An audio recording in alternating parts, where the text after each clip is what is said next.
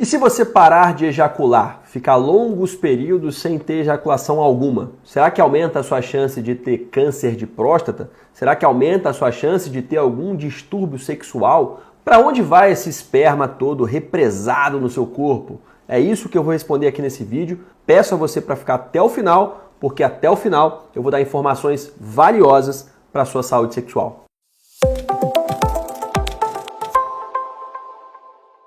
Meu nome é Matheus Ferreira Amaral, eu sou urologista, trabalho muito na área de uro-oncologia, cirurgia robótica e andrologia. Primeiro, eu queria que você entendesse de onde que vem o líquido ejaculatório. Só para você ter uma ideia, 4 glândulas são responsáveis por formar todo o líquido espermático. 90% do líquido espermático vem de secreções prostáticas e da vesícula seminal. Os outros 10% vão ser divididos entre o testículo, que vem os espermatozoides, e uma glândula que chama bulbo uretral, que é responsável por aquela primeira lubrificação da uretra antes de você ejacular, que até quando você está no momento de prazer, de excitação, você já sente um líquidozinho, ou já vê um líquidozinho saindo pelo seu canal uretral, que ainda não é o líquido espermático, assim, o esperma com espermatozoide, mas faz parte, obviamente. Essa é a glândula bulbo-uretral. Quando você começa um período de excitação, você já estimula a secreção dessas glândulas, de todos esses componentes do líquido espermático. E aí você vai ter uma fase de emissão, que é quando todos esses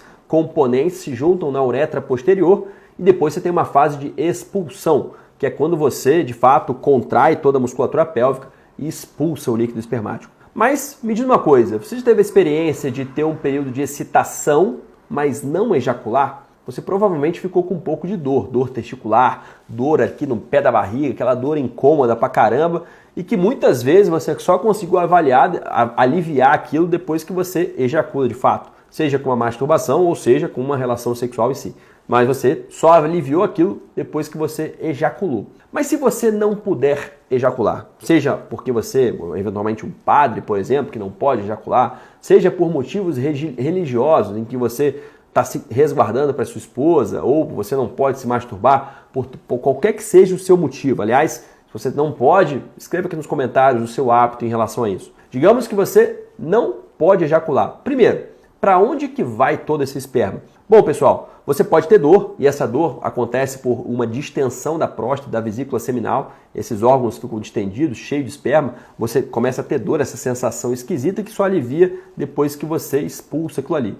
E quem não expulsa, quem não pode ejacular? Bicho, não tem jeito. O seu corpo vai dar um jeito de expulsar aquilo ali de alguma forma. Quando esse cara vai evacuar, ele faz força com a musculatura pélvica, ele faz as fezes, né? O reto empurra a próstata, empurra a vesícula seminal e vai expulsar de alguma forma. Muitas vezes, como um aspecto de esperma mesmo, mas o esperma tem um tempo de liquefação.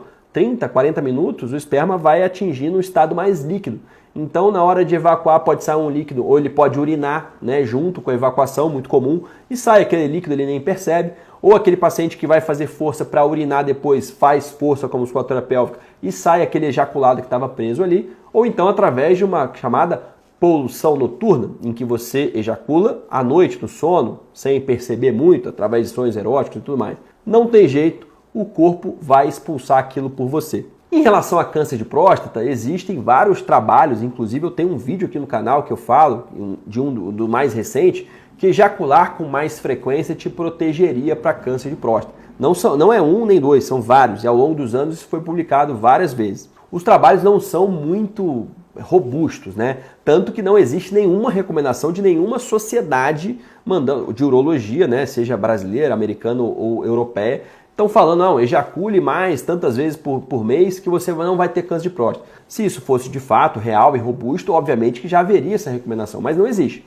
Mas como tem muito trabalho nesse sentido, é muito óbvio a gente associar, pô, se ejacular demais protege para câncer de próstata, então ejacular de menos vai causar câncer de próstata. Não, coitado dos padres ou de pessoas que têm, por impulsos religiosos, não querem ejacular, não podem ejacular. Eles vão ter uma maior incidência de câncer de próstata, mas isso não é documentado. E eu acabei de falar um dos motivos para isso. O seu corpo vai expulsar aquele sêmen, aquele acúmulo de sêmen de alguma forma. Por isso, não ejacular causa algum problema? Do ponto de vista de câncer de próstata, isso não vai te causar. E, na verdade, aquele ejaculado vai sair de alguma forma. Agora, problemas sexuais, eu tenho alguns pacientes que ficam longos períodos sem ter ejaculação ou sem ter uma relação sexual, masturbação, que quando se casam e começam a vida sexual, eles podem ter. Né? Por quê? Podem ter disfunção erétil, ejaculação precoce ou não conseguir ejacular. Isso é muito comum, né? E facilmente resolvível com o hábito, né? Ele está mudando de vida, ele não tinha relações sexuais e agora passou a ter. É claro que aquilo vai gerar uma certa ansiedade, um certo nervosismo na hora,